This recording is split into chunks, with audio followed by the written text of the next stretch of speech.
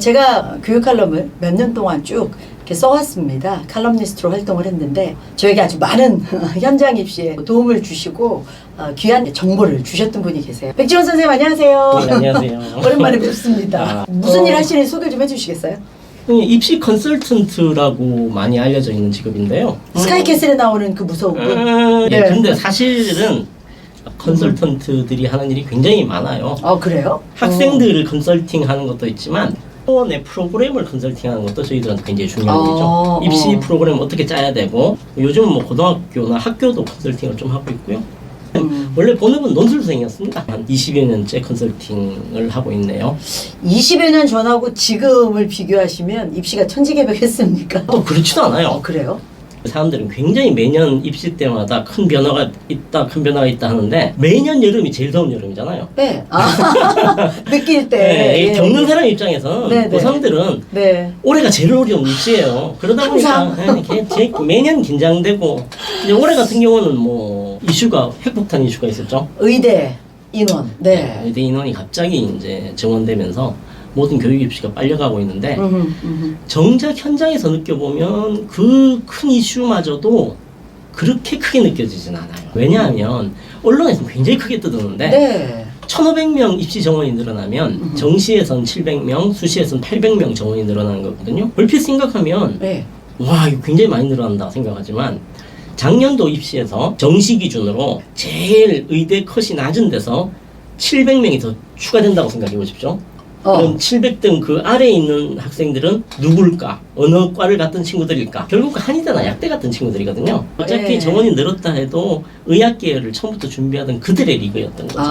그 네. 안에서 이제 변화가 있는 거니까 사실 현장 학생들은 뭐 의학 계열만 준비하는 건 아니니까. 그렇죠. 그러니까 전체적으로 볼 땐 의대문이 또 그렇죠. 1,500이 넓어졌어 있지만 2배로 늘었어? 이쪽 리그에서 좀 는 거기 때문에 다른 리그에 큰 영향은 없다. 없어요. 근데 이제 그건 있어요. 재수생, 삼수생, 멀쩡하게 직장 다니고 있던 졸업생들까지 그 요번 입시 시장에 뛰어드는 수요들이 굉장히 크거든요. 그거는 이제 정부가 발표한 걸 좀 보시면 5년 동안 정원을 늘리겠다는 건 명확한데 네. 5년 이후에 대해서는 상황을 보고 결정하겠다는 애매한 답변을 했어요. 5년 네. 뒤에는 확정돼 있잖아요. 그러니까 사람들이 생각하기에 일시적으로 열린 문이다. 닫히기 전에 들어가야 된다. 네. 그 생각하는 것 때문에 지금 뭐 좀 정상적인 것보다 조금 더 초과 수요가 생긴 거죠. 그렇겠네요. 언론에서 이슈가 된다 해서 그것이 현장에서 진짜 심각한 변화를 일으키냐? 그건 조금 또 아닐 수도 있다는 거죠. 그러네요. 항상 해마다 그 이제 입시를 해 보셨으니까 우리가 대입에 어떤 꽂히는 이제 주류 테마라는 게 있잖아요. 뭐 변수로 작용하는 것들. 이제 올해 입시도 얼마 안 네, 남았으니까 그렇죠. 어떤 게 좀 변수가 될 수 있을까요? 수험생들한테는 어차피 수능이라는 게 가장 네. 중요한 변수일 수밖에 없어요. 수능 시험이 어렵게 나오느냐, 쉽게 나오느냐, 이걸 전제로 두고 수능이 어렵게 나오면 수시에 집중을 더 많이 해야 될 것인가, 아니면 난 정시로 갈 것인가, 이런 게 결정이 되기 때문에 수능의 난이도 조정이 지금 제일 큰 관건이라고 볼 수 있는데요. 수능은 언제나 매년 이슈가 되고 있죠. 킬러 문제를 없애느니 마느니. 그러니까요. 시험이 쉬워진다고 경쟁자들이 사라지는 게 아닌데 아무래도 수능이 킬러 문제 제외한 바람에 출제 경향이 좀 바뀌어가지고 학생들 제일 혼란이고 특히 요즘 수능은 국어를 중심으로 돌아갑니다. 그래요? 수학이 제일 이제 킬러 관건이었죠. 과목이라고 생각을 했었는데 네.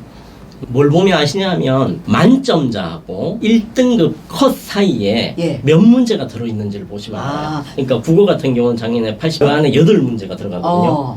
수학은 4문제가 들어가고 네네. 과학은 각각 한 문제 내지 2문제가 들어가요. 네. 그러니까 국어 같은 경우는 만점자와 1등급 컷을 가진 사이에 상위권 학생들이 8문제를 가지고 변별을 해야 된다는 거죠.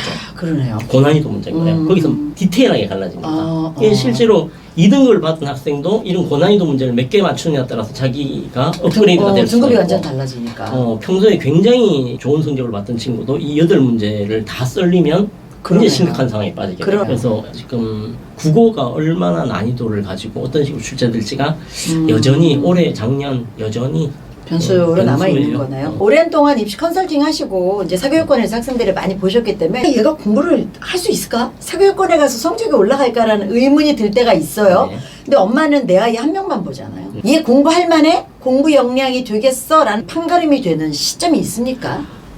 이게 그 교육과적인 버전하고 현실적인 버전 좀 나눠서 생각해 보면요. 아니, 교육과적인 버전이라면 이렇게 입에 발린 얘기로 한번 해보면 아이들의 잠재력이란 거는 언제 터져나올지 몰라요. 그러니까 우리가 생각하기에는 교육은 이제 달리기라고 생각을 하는데 사실은 달리기가 아니라 치료에 가깝거든요. 치유. 자기가 부족한 부분을 고쳐나가고 완성해 나가고 남들보다 잘하는 게 목적이 아니라 내가 부족한 부분을 메꾸는 거라면 앞서 나가는 이런 의미가 좀 아닐 수 있겠죠. 경쟁과 순서가 아닐 수도 있는 거예요. 예. 내가 원하는 인간형으로 완성되기 위해서는 내가 뭘 메꿔 나가야 될 것인가. 이거 이제 교과서에 나오는 이론적인 이야기. 이게 사실은 본질이긴 한데 현실적으로 이제 외형적으로 보기에 제가 독주를 시작하네라는 거는 거의 정해져 있어요. 언제쯤? 중학교 2학년 때요. 아, 중2예요? 중학교 2학년 때 되면 초등학교 때까지는 뭐 성적이라는 게 나와 있질 않고 중학교가 딱 되는 순간 애들이 차들이 쭉쭉쭉쭉 서열이 이제 외화되잖아요. 학군지라고 하는 그런 데 가보면 학부모들 사이에서 자기 지역 구청장이나 국회의원 이름은 몰라도 화제가 되는 아이들이 있어요. 무슨 중학교 누구. 맞아. 걔 어느 학원 다닌데 걔 요즘 수학 어디가? 이게 엄마들 사이에 굉장히 큰 화제가 되는 맞아요. 그게 사실은 학원가에서도 그런 애들을 유치하려고 알고는 있군요. 알고 있다니요. 교육감님보다 더 중요한 사람인데요. 근데 이제 그걸 봐야 돼요. 네. 그런 애들이 다 있어요. 지역별로. 근데 5년 6년 뒤에 걔가 어떤 성취를 이뤘는지 한번 추적해 본 적이 있느냐. 쟤는 넘사벽이네? 쟤는 왜 저런 것도 잘해? 전교 1등에 운동도 잘하고 학생회장이고 뭐야 저게 괴물이야? 그랬는데 걔가 그럼 5년 뒤에 어떻게 돼 있을까? 걔가 망가져 있거나 공부를 못하거나 이런 경우는 거의 없어요. 잘해요. 구체적인 사례를 하나 들어보면 서울이 굉장히 핵심 학군지 중에 하나였는데 그 지역에서 굉장히 잘하던 중학교 3학년 친구가 있었어요. 그래서 교육 관련 매체들이나 기업들의 광고 모델로. 그렇게까지. 그래서 뭐 신문에 보면 걔 얼굴이 아침에 이제 학원 가서 열었는데 내가 가르친 애가 얼굴이 이렇게 리얼 사이즈로 이렇게 돼 있고 공부를 참 잘한다. 누가 봐도 진짜 어떻게 될까 했는데 물론 걔가 이제 대학을 갔는데 잘 갔어요. 모든 사람들이 와 진짜 갔으면 좋겠다. 걔 그런 과를 갔어요. 의대는 아니에요. 근데 가만히 생각해 보면 그 친구 때문에 그늘에 가려서 아무도 관심을 가지지 않았던 2등급 그룹들이 있었거든요. 그 학교에서도 걔가 전교 1등을 독주하는 순간 계속 전교 2, 3위권을 왔다 갔다 하는 대여섯 명의 친구들. 그 친구들은 어떻게 됐을까? 둘은 서울의대 가고 제일 잘 간 친구는 존스킨스 의대까지 갔어요. 자사고에 유학반 통해가지고 나머지 학생들도 다 뭐 자기 전공 찾아서 오히려 그 친구보다 훨씬 더 좋은 성과를 냈죠. 사람들은 다 그 1등만 바라보는데 걔가 막 독주를 할 거라고 생각하는데 그렇지는 않더라고요. 지금 벌어진 차이가 무슨 경주처럼 계속하고 그러지 않아요. 그렇진 않다라는 거죠. 굉장히 길어요. 애들이 5년 6년이라면 뒤엎을 수 있을 뿐만 아니라 이건 본질적으로 뒤집어 5년을 집중해서 열심히 공부하는 애들 없어요. 없기 때문에 집중하면 된다. 그렇죠. 고3도 1년이라는 시간이 짧아서 애들이 자기가 가고 싶어하는 학교를 준비를 못한다기보다는 기간이 너무 길어서 페이스를 유지 못하는 경우가 더 많아요. 언제나 열려 있어요. 그렇기 때문에 제가 언제쯤 애들이 막 터진다. 그래요. 실망 안 하셔도 되잖아요. 중학교 때 그러면. 그럼요. 그럼요. 아주 인상 깊었던 친구는 자사고를 가긴 갔는데 변두리에 중학교에서 전교 1등 하다가 괜찮은 자사고를 갔는데 그 친구가 첫 번째 중간고사 250명 중에 1등에 200등인가 했어요. 진짜 이 친구는 순진해가지고 선행을 하나도 안 하고 한 거야. 몰랐네. 완전히 멘탈이 깨졌는데 거기서 이제 점점 성적을 따라잡아가지고 결국 그 친구는 서울대 경영학과 갔어요. 졸업 때 내신을 1점대까지 끌어올렸어요. 꼴찌에 8등급에서 시작했던 친구가. 단 죽을 고생하고 하긴 해야 되죠. 안 하면서 기다릴 수는 없잖아요. 그럼요. 그 노력은 당연히 있어야 되는 거니까. 그 계기점들은 있어야 돼요. 그 시기를 너무 부모들이나 어른들이 못 박아놔 버리니까 그 시기 때 그 성취를 못한 애들이 좌절하고 아예 탈락해버리는 뭐 중3이나 이때쯤 안 나오고 고1 때 안 나오면 넌 끝났어 하는 것이 해볼 수도 없이 되는 그게 애들한테 유리천장이 돼버리는 경우는 있어요. 어떻게 뭐 이런 생각들이 있죠. 어머니들 진짜 이타시거든요. 성적이 잘 안 나오면 그런 친구들의 어떤 공통점 같은 게 좀 보이십니까? 이것도 이게 교육 버전으로 얘기할 수밖에 없는데. 뭐 교육 버전 하나 얘기하시고. 아니 실질 버전이 아니라 이건 확실해요. 그 공부를 잘하는 애들은 오히려 비슷하거든 유형이. 어떤 유형이 비슷해요? 공부를 잘하는 애들은 자기가 왜 공부를 하는지 알고 있고 그러니까 뭘 모르는지에 대해서 좀 객관화시켜서 보고 메타인지라고 하죠. 그냥 공부하는 것에 빠져있지 않고 그냥 풀 나와서 자기 자신을 좀 바라보긴 공부를 안 해서 못하는 애들은 상관없고요. 열심히 하는데 성적이 안 나오는 친구들이 굉장히 많거든요. 나름대로 성적이 안 나와서 상담을 하는 친구들도 공부하는 양을 따져보면 굉장히 많아요. 안 하진 않는 거네. 안 하지 않아요. 예. 굉장히 불안해하고 고통스러워하고 그것을 벗어나기 위해서 굉장히 많은 시간을 투자하는데 자기 자신이 왜 공부를 해야 되며 이 공부의 방향의 끝에 뭐가 있는지에 대해서 네.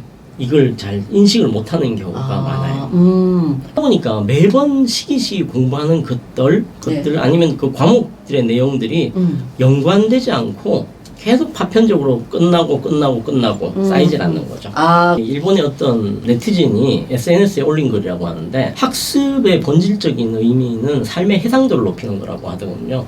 공부를 하지 않은 상태에서 외국어를 모르는 사람에게 외국인들이 떠들고 가는 건 소음이지만 외국어를 배우면 저 사람들이 하는 얘기가 어떤 공경에 처해서 스스로 당황해하는 얘기라는 게 들리기 시작하고 길을 찾는다는 걸 알게 되고 그리고 아침 뉴스를 틀었을 때 미국 연준에서 금리를 올린다는 게 나의 현실적 삶과 어떤 관계가 있는지 아무 생각이 없다가 경제학을 이해하게 되면 그것이 보이고 그러면서 이 세상을 바라보는 눈들이 그냥이라는 것이 사라지고 이 세상이 좀 선명하게 보이기 시작하는 게 우리가 공부를 하는 이유다. 마찬가지로 아이들도 영어 공부하고 수학 공부하고 과학 공부하는 게 시험을 보기 위한 게 아니라 내가 하고 싶어하는 일들에게 조금씩 다가가는 거라는 걸 스스로 인식하고 있으면 훨씬 좋겠네요. 이게 힘들잖아요. 그렇죠. 내 꿈을 향해서 이 외국어가 영어 시험을 보기 위한 도구가 아니라 내가 만나고 싶어하는 어떤 사람을 만나기 위한 과정이다. 이런 건 좀 열심히 할 수 있잖아요. 우리도 왜 다이어트 할 때요. 그럼요. 이렇게 해서 살이 빠지면 내가 원하던 옷도 입을 수 있고 사진을 찍어도 좀 폼이나 라는 눈에 그려지는 목표가 있으면 욕구가 더 생기는데 그냥 이거 먹으면 안 돼. 숫자만 빼기 위해서 그러면 정말 괴롭거든요. 맞아요. 요즘 아이들이 관심 있는 게 꿈하고 관련된 것들 물어보면 지구온난화, 환경문제 관심 있는 친구도 되게 많잖아요. 맞습니다. 예. 그럼 애들한테 지구온난화의 원인은 뭐니 하면 이산화탄소를 비롯한 쭉 얘기를 합니다. 근데 여기서 이제 아이들이 학습을 다루는 스탠스가 좀 차이가 나기 시작해요. 이산화탄소가 지구온난화의 주범이다? 그럼 이산화탄소를 줄이기 위해서 우리는 전등을 꺼야지 라고 반응을 하는 친구가 있는 반면에 근데 이산화탄소는 왜 현실 효과를 내죠? 왜라는 걸 계속 걸어보는 친구들이 있어요. 실제로 만났던 친구로서 사례를 들어보는데 그럼 메탄가스하고 이산화탄소의 공통점은 뭘까요? 두 기체 다 두 가지 물질이 결합되어 있는 원소들이라는 거예요. 그 결합된 형태에서 쌍극자 모멘트라는 원자량의 균형을 유지하려는 물질 자체의 물리적인 현상이 발생한다는 걸 찾아보고 쌍극자 모멘트를 이해하게 되는 거죠. 쌍극자 모멘트는 물투에 나오는 굉장히 어려운 개념이에요. 근데 이제 지구온난화를 파고 들어갔던 친구가 그걸 찾는 과정에 쌍극자 모멘트를 계산하는 식도 있는데 그걸 이해하진 못하더라도 이래서 물리를 우리가 공부해야 되는구나. 그냥 전등을 끄고 빨대를 안 쓰는 것 정도로 지구온난화 문제를 해결하지 못하는구나를 아는 순간 물투를 공부해야 될 이유가 그렇죠. 이게 공부 잘하는 애들 못하는 근본적인 차이의 출발점 같아요. 훈련된 거죠. 옆에서 자극이 있고. 그래서 공부 잘하는 친구들은 만나보면 기억에 남는 선생님들이 한 분씩 계세요. 이게 놀랍더라고요. 그래요? 그게 그 선생님은 인간적 유대가 아니라 수학을 공부하는데 저런 개념은 그냥 보통 선생님들은 이게 있어 외워 소스야 자기 이외의 수로 나눠지지 않은 수를 소스라고 해 라고 설명을 하고 지나가는데 어떤 중학교 1학년 선생님은 소스란 건 집을 짓는 벽돌 같은 거야. 벽돌의 크기가 어떤지 모양이 어떤지에 따라서 우리가 짓는 건축물이 달라지잖아. 그래서 우리가 이걸 아는 게 굉장히 중요해 라고 얘기하는 순간에는 수학은 하나의 집이 되는 거예요. 성전을 짓는 거죠. 그러면서 이걸 무너지지 않게 하기 위해서 우리는 어떤 계산식을 넣어야 되며 배우는 게 다 이런 거구나. 이런 공식이 여기에 적용이 되는구나. 그 순간 수학에 대한 공포가 사라지고 아주 흥미진진해지더라. 아이들에게는 학습이란 그림이 다르게 들어앉겠어요. 좋은 선생님들이 아이들한테 지식이나 점수를 높여주는 걸 넘어서서 같은 강의실에 이거 던졌다고 해서 모든 학생이 그러지는 않았을 거예요. 물론이요. 일타 강사들은 좀 그런 걸 잘하시는 분들은 아닐까요? 맞아요. 그 차이가 좀 있지 않아요? 얼마 전에 드라마의 한 장면을 어떤 학원 선생님, 대초동 선생님이 저한테 톱으로 보내주셨더라고요. 전 전혀 모르는 드라마인데 공교육에 계시던 분이 사교육에 나와서 국어 수업을 하시는 그런 과정이더라고요. 고추 먹고 맴맴, 달래 먹고 맴맴. 동료를 설명을 하면서 여기서 말하는 달래가 담배다. 그래서 노래 가사를 보면 할머니가 건넌마을에 가시고 아버지는 나귀 타고 장에 가신 사이에 빈집을 지키던 아이가 어른들이 먹던 고추 꺼내 먹고 아빠가 피우던 담배를 피우고 그러면서 혼자서 행얼거리는 그 모습 그게 시골집에 혼자 남아있는 어린아이의 정서와 그 당시 느낌을 노래한 거다. 얘기하는 순간 고추 먹고 맴맴 달래 먹고 맴맴 저게 무슨 말이야 하던 애들한테 그 장면이 쫙 하고 떠오르는 거죠. 그런 묘사가 드라마에 나왔군요. 사실 대치동 선생님이 한 분이 딱 생각이 나. 누구 어떤 선생님 모델로 한 건지 아마 PD나 작가 중에 한 분이 그 선생님 수업을 들었을 나이대거든요. 그런 식으로 수업을 하시는 분이 있어요. 대치동의 모든 아이들이 문학 수업을 듣던 지금도 잘 나고 계시는. 일타 강사가 뭐 요령만은 아니고 그러니까 아이들이 예. 지적 자극을 받아서 스스로의 행동이 변화되도록 하는 게 교육의 핵심이거든요. 그렇죠. 쿡 찔러서 행동을 변화시키는 쿡 찌르다. 그냥 너 따라하면 일타 강사일 수가 없죠. 그래 그거는 붙잡아서 애들을 그냥 1대1로 네. 감금해서 교육시켜야 되는데 맞습니다. 그렇게 맞습니다. 할 수가 없어요. 정말 말씀 듣고 보니까 일타 부모가 되려면 뭘 하나 가르쳐줘도 결국 맥은 다 통하는 것 같아요. 아이가 엄마 이거 뭐야 라고 물었을 때 고현상만 딱 말하거나 그냥 시간을 지연시키는 엄마가 있고 알아듣기 쉽게 소통하면서 다른 걸 응용시켜서 하나를 더 갖다 댔다고 하면 결과가 좀 달라지지 않겠어요? 그렇죠. 보통 애들이 4살, 5살에 외부 세계에 대해서 질문을 가장 많이 할 텐데 그렇죠. 예. 무심코 던지는 어른들의 반응. 그럼 원래 그냥 그런 거야 뭐, 하는 순간 애들 머릿속에는 이렇게 징이 하나 박혀요. 아 어른들은 질문하는 걸 싫어하는구나. 그리고 세상은 원래 그런 거구나 하는 순간 쌍극자 모멘트를 찾아가려고 하는 동기가 자랄 틈이 없는 거죠. 요즘 부모들은 거기까지는 잘 발달이 됐어요. 대답을 잘 해주고 여기까지는 옛날 시절에 비해서 잘 갔는데 그 다음에 이제 안 하셔야 될 얘기를 한마디 하시죠. 그래서 국어를 열심히 하면 그래서 수학을 열심히 하면 요걸 붙이는 순간 애들이 하기 싫어져요. 그렇죠. 그러니까 요걸 요령껏 하셔야 되는 그런 부분이 좀 있는 것 같습니다. 그 무수한 과목들 중에 놓쳤다가 뒤에 가서 뒷심을 발휘해서 가기가 쉬운 것도 있고 나중에 뒤에 가서 어려운 과목도 있을 것 같아요. 변합니다. 과목. 예, 시기별로 변합니다. 아 그래요? 그 부모님 세대들 자신들이 공부하셨던 거 한번 생각해 보세요. 90년대 말 2000년 초에 수능이 이제 1단계 변화하고 2000년 초에 한번 개편되면서 그때 문과이과 통틀어서 모두 다 사탐과탐을 같이 했던 시기가 있었거든요. 예. 국어나 과학 과목들도 교과를 넘어서 범교과적으로 통합 출제가 되고 막 그랬었거든요. 통합해서 쭉 수업을 하시는 네. 사탐 선생님이 엄청난 유명세를 치르셨죠. 선사탐이라고 불리는 손준의 네. 전설의 시작입니다. 메가스터디가 그때 네. 만들어주죠. 그때까지만 해도 탐구 영역이 양쪽 문과이과 다 봐야 됐기 때문에 굉장히 학생들한테 큰 어려운 과목이었어요. 그러다가 그 다음에 국어 과목이 또 불국어가 됩니다. 문과이과가 그때 나눠졌어요. 그러면서 국어가 굉장히 어려워지면서 국어가 지금은 수능 국어도 어렵다고 하지만 그 당시엔 통합 4, 5력 국어였거든요. 그래서 SES 노래 가사가 나오기도 하고 막 사막을 걷는 대상의 사진이 나오고 그것에 대한 어떤 이미지 유추하고 그때 국어가 어마어마한 어려운 과목이 돼가지고 그때 국어 선생님이 굉장히 유명해지신 게 이만기 선생님이라든지 네네. 그런 슈퍼스타 국어 선생님들이 이성록 선생님이라든지 만들어졌죠. 그 다음에 이제 국어가 한풀 꺾이면 또 영어가 떴던 게 외고 열풍과 더불어서 영어가 제일 어려운 과목이 됐기도 했었어요. 그리고 다시 최근 한 10년 동안 입시에 강자를 했던 게 수학이죠. 수학.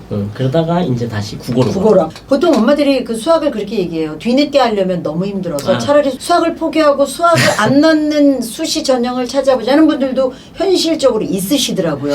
자동차를 살 때 에어백 안 쓰니까 그거 빼고 사자 하는 거하고 똑같죠.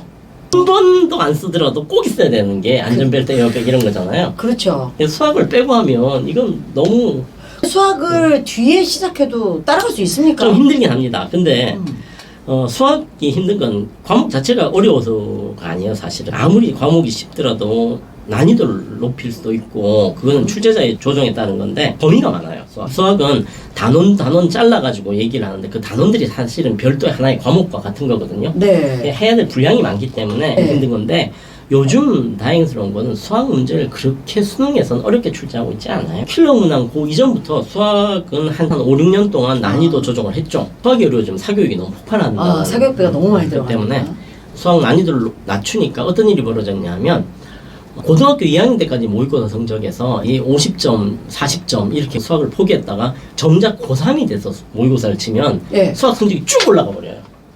왜요? 1, 2학년 때 모의고사까지는 옛날 방식으로 고난이도 문제로 그냥 막 했다가. 출제를 하거든요. 근데 수능에 맞춰서 나오는, 난이도 네, 조절해버리면 네. 오히려 저난이도 문제들이 아. 비중이 쫙 높아져. 그래서 애들 일찍 포기할 필요가 없어요. 6학년인데 중학교 가정교까지 1년이면 다 돼. 이렇게 선행을 하시는 분들이 있으시잖아요. 이렇게 빠른 시기에 그걸 다 했다는 건 진짜 다 했을까요? 저도 고3 졸업할 때 영어 공부를 다 뗐던 걸로 기억이 나는데요. 네. 제가 영어 잘 안 되더라고요. 학습이잖아요. 배웠어요. 스스로, 예. 배웠으면 습해야죠. 내가, 체화시켜야죠. 예. 그래서 내가 그걸 가지고 수학적 사고에 적용도 할 수 있고 그걸 변형해서 다른 개념하고 섞어놔도 찾아내서 사용할 수 있어야지 습이 된 거죠. 내게 된 거죠. 그냥 학을 해서 습해서 나의 것으로 완전히 체화시키는 과정. 거기서 항상 문제가 되는 것 같아요. 어머, 중3 다 뗐어. 이제 뗐다라는 단어를 써요. 뗐다라는 단어를 쓸 때 얘가 다 한 거라고 생각하거든요. 책에 포장지를 뗐잖아요. 책은 이제 봐야죠. 그렇죠. 두고 공부를 해야죠. 아. 심화라고 얘기를 하면 실력 정석과 센 상급 문제를 떠올리시는 그런 식의 어려운 고난이도 문제에 익숙해진다는 것보다 아이가 그 개념을 완벽하게 이해하고 넘어갔느냐 그리고 다른 개념하고 연관시킬 수 있느냐 그걸 봐야 되겠죠. 아주 제가 가깝고 좋아하는 선배들이 지금도 전설적인 초중등 수학 교재로 팔리는 책들의 저자들인데 얘기해보면 책을 쓸 때는 그렇게 많이 팔릴 거라고 생각도 못하고 썼다는 거야. 이건 애들 막바지에 그냥 파이널로 시험 문제 풀려고 쓴 책인데 왜 애들이 이걸 가지고 공부를 하고 앉았지? 네. 이건 그냥 애들 막바지에 경시할 때 그 시험 문제 풀이 연습하라고 몰라서 그래요. 몰라서. 네. 이게 이제 국어나 영어 같은 경우는 학부모들도 잘하는 분들이 많잖아요. 개입을 많이 해요. 학교나 학원의 프로그램이나 커리큘럼에. 근데 수학은 사실 일반인들이 수학 문제를 못 푼다고 생각하잖아. 들여다볼 생각도 안 해. 분명히 굉장히 좋은 공대를 나왔고 고등학교 때 수학을 잘했음에도 불구하고 애들 수학책을 여는 순간 이건 아니고 달라졌어. 너무 오래 한 거. 그러니까 이제 부모들은 그 교육 단계에서 얘기하는 요 책 넘으면 요 책까지 가야지 성적이 좋은 거예요. 그것만 계속 지표를 잡는 거죠. 수능 수학 문제를 좀 보시면 네. 놀랍게도 앞에 15문제까지는 아빠가 봐도 풀리네? 하는 문제예요. 엄두를 못 냈지만 풀 수 있는. 풀려고 작정하면 풀려요. 그러니까 우리가 너무 이게 의식의 상향화가 돼 있나 봐요. 근데 수학이 분량이 많아서 그렇고요. 내가 진짜 수학이 안 되는데 꿈이 서울대 수학과나 물리학과나 이러면 안 되죠. 그건 아니고. 그건 아닌데. 아니 뭐 내가 지금 고등학교 1학년 모의고사를 쳤는데 수학이 4등급이 5등급이에요. 내가 4년제 대학을 갈 수 있을까요? 당연히 가죠. 그러면 수학을 3등급까지 올릴 수 있을까? 당연히 올리죠. 올릴 수 있고. 그걸 왜 못하겠어요? 비현실적인 목표를 자꾸 세워요. 이 애들 보면 옆에 1등하는 애가 가지고 있는 문제집을 자꾸 풀면서 안 된다고 좌절하고 있는데 그거 지금 그걸 풀고 앉아서 문제가 아니거든요. 수능 시험이 전 국민이 다 치는 시험이니까 그걸 놓고 얘기를 하면요.